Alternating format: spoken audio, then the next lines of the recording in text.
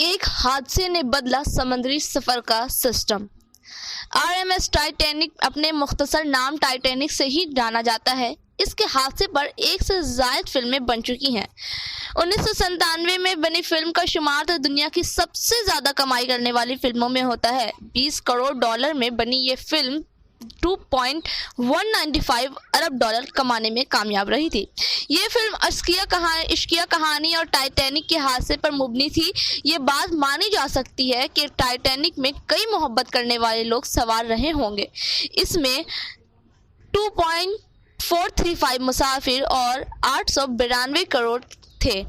20 life bots تھے جن کی مدد سے 1178 افراد ہی آسانی سے بچائے جا سکتے تھے۔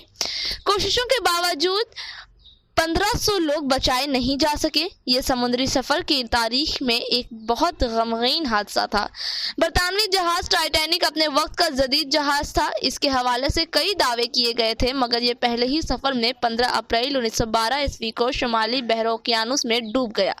اس کے بعد ٹائٹینک کے ڈوبنے پر ریسرچ کا ایک دوسرا دور سا شروع ہوا۔ سمندروں کو نئے سرے سے جاننے سمجھنے کی کوشش کی گئی۔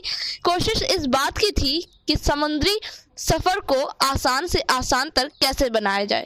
سفر کو محفوظ بنانے کے بھی کئی اقدامات کیے گئے۔ یہ بات طے کی گئی کہ جہاز پر اترنے لائق بوٹس ہونے چاہیے کہ سب کی زندگی بچائی جا سکے۔ پیسنجر جہازوں پر ریڈیو کمیونیکیشن کی سہولت 24 گھنٹے ہونی چاہیے۔ یہ سہولت متبادل پاور سپلائی کے ساتھ ہونی چاہیے تاکہ کوئی ضروری کال مس نہ ہو۔ جہاز سے لال راکٹ چھوٹنے کا مطلب یہ سمجھا جائے گا کہ اسے مدد کی ضرورت ہے۔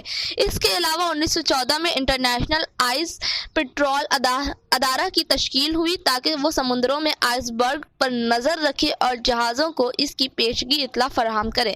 اس کے علاوہ ایسا نظام بنایا گیا کہ برف والے علاقوں سے جہازوں کے گزرنے پر خصوصی نظر رکھی جائے گی، مگر ان تمام کوششوں کے باوجود سمندر تیور دکھانے پر آ جاتا ہے تو جہازوں کا سفر آسان نہیں رہ جاتا۔ کئی بار جہاز ڈوب بھی جاتے ہیں، البتہ اب 1912 سے پہلے کے مقابلے جہاز کم ڈوبتے ہیں۔